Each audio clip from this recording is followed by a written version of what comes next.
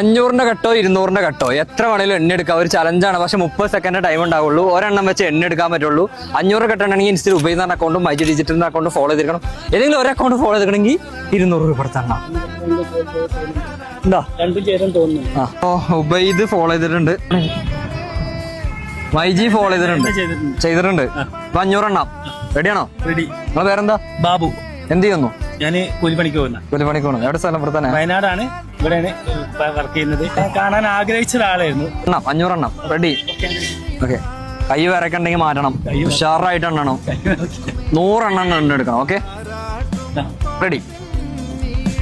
പെട്ടെന്ന് ആയിക്കോട്ടെ. സ്പീഡ്